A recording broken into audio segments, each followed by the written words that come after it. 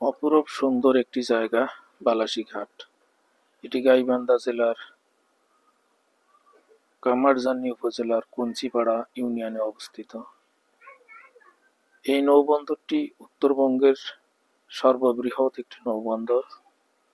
এই নৌবন্দর দিয়ে প্রতিদিন হাজার হাজার মানুষ এবং মালামাল সহ পণ্য আনা নেওয়া করে থাকে। এই পানিপথে এই বালাসীঘাট থেকে অনেক রুট রয়েছে। তার মধ্যে বালাসী থেকে রাজীবপুর, রৌমারী, বালাসী থেকে দেওয়ানগঞ্জ, বালাসী থেকে ভুটানির চর, খোলাবাড়ি, সানন্দবাড়ি, মোল্লার চর সহ অসংখ্য রুটে এখান থেকে নৌযান চলাচল করে। এখান থেকে বালাসী থেকে আমি নদী পার হয়ে আমার মেয়ের বাড়ি যাই। এখান থেকে নৌকা ভাড়া পার হেড ১৫০ টাকা এবং মোটরসাইকেল পার করার জন্য আবার মোটরসাইকেলের ভাড়া ১০০ টাকা। আবার একটি মোটরসাইকেল নৌকায় উঠানোর জন্য লেবারকে দিতে হয় ১০০ টাকা। সর্বোপরি ভাড়াটা একটু বেশি। এখানে যারা প্রশাসনিকভাবে কাজ করেন, যারা তদারকির দায়িত্বে আছেন, আমি তাদের দৃষ্টি আকর্ষণ করি, আপনারা একটু দেখবেন। এখানে ইচ্ছামতো ভাড়া লেনদেন করা হয়। এখানে যারা ইজারাদার আছেন তাদের ইচ্ছা অনুযায়ী এখানে ভাড়া তোলানো হয়। এখানে বলার কেউ নেই, বাধা দেওয়ার কেউ নেই। ওনারা যা খুশি যা বলেন সেভাবেই এখানে ভাড়া কালেকশন হয়। এখানে প্রতিজনের টিকিটে ১৫০ টাকা। মালামালের ভাড়া হয়তো বা তারা অন্যভাবে নেয়, এটা আমি জানি না। প্রতিটা মোটরসাইকেল এখানে ১০০ টাকা আর প্রতিজন ১৫০ টাকা, ১৫০ টাকা, এইভাবে তারা ভাড়া কালেকশন করেন। এ পথে অনেক মানুষ দূর দূরান্ত থেকে আসে এবং যাতায়াত করে। যারা নদী ভ্রমণ করতে আসে তারা আবার এখানে নৌকা রিজার্ভ করে এই নদী ভ্রমণ করে। অনেক মানুষ শখ করে আসে, নৌকা রিজার্ভ করে তারা চরের মধ্যে নামে, চরের মধ্যে ঘোরাফেরা করে, ভিডিও করে। ভালো লাগে। ঘোরাফেরা করলে মন ভালো থাকে, শারীরিক অসুস্থতা দূর হয়। এই বালাসী ঘাট বৃহৎ একটি ঘাট। উত্তরবঙ্গের জন্য এটি একটি সর্ববৃহৎ নৌবন্দর এবং নৌ রুট। এই রুটে ভবিষ্যতে যদি ব্রিজ তৈরি করে সরকার, তাহলে এই অঞ্চলের মানুষের অনেক উপকার হবে। যাতায়াতের অনেকটা সময় সাশ্রয় হবে, অর্থ সাশ্রয় হবে। এই পাশ দিয়ে মানুষ সরাসরি সিলেট যাইতে পারবে। অনেক সময় মানুষের সাশ্রয় হবে। হয়তো বা একদিন আশা করি আল্লাহ পাক দয়া করলে এই রুটে একদিন ব্রিজ হবে।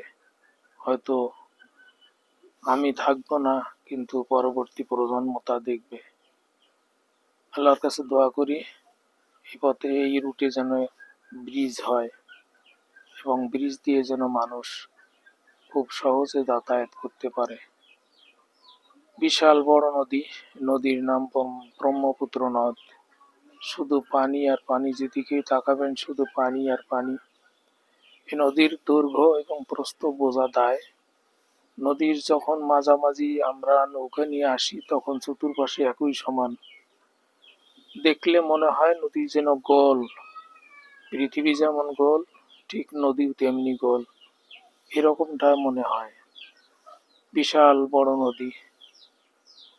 দেখছেন আপনারা, অনেক নৌকা এখানে বেঁধে রেখেছে। এগুলো ছোট্ট ছোট্ট নৌকা, জেলেরা মাছ মারে, অথবা কারো কারো এগুলো প্রাইভেট হিসেবে ব্যবহার করে তারা। চরের মধ্যে যায়, তারা চরের মধ্যে জমি আবাদ করে। এখানে দেখেন দুই সাইডে দুইটি নদীর শাখা প্রবাহিত, মাঝখানে দ্বীপ। নদীর একুল ভাঙে উকুল গড়ে, একদিকে ভেঙে যায় আর একদিকে চর হয়। এখানে দেখেন মাঝখানে চর, দুই সাইড দিয়ে দুইটা এই নদীর দুইটি চ্যানেল দুই দিকে চলে গেছে। কত সুন্দর প্রাকৃতিক ভাবে আল্লাহ পাক এই পৃথিবীটাকে সুন্দর করে সাজিয়েছেন, শুধু আমাদের দেখার জন্যে।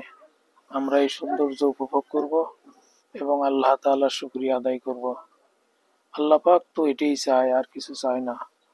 আল্লাহ তাআলা বলেন, তোমরা আমার নিয়ামত ভক্ষণ করো আর আমার শুকরিয়া আদায় করো।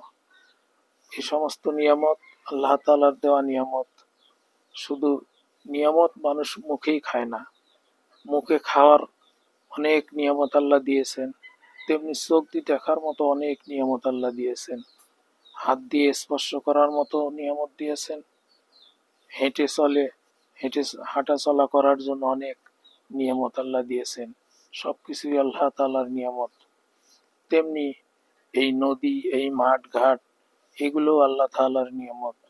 এই সমস্ত নিয়ামত আমরা দেখব আর আল্লাহ তাআলার শুকরিয়া আদায় করব। আল্লাহ মহান, আল্লাহ মহান, আল্লাহ কত দয়ালু, আমাদের জন্য কত কিছু না দিয়েছে। আল্লাহ তাআলার কাছে আমরা কিছুই চাইনি, চাওয়ার আগে আল্লাহ পাক সব কিছু দিয়েছেন। আবার এখানে দেখেন দুই দিকে দুইটি নদী চলে গেছে, মাঝখানে চর। কিরকম পানির তীব্র স্রোত বয়ে চলেছে এই বহমান ব্রহ্মপুত্র নদ। দূরে একটি গ্রাম, অবশ্যই এটি একটি দ্বীপ। এই গ্রামের চতুর্পাশে নদী, এরকম বহমান নদী, স্রোতধারা নদী চলিতেছে, মাঝখানে দ্বীপ। ওখানে মানুষ বসবাস করে, তারা কত কষ্ট করে ওই দ্বীপের মধ্যে চাষাবাদ করে কৃষি ফসল ফলায় এবং তারা সুখে দুঃখে ওখানেই থাকে।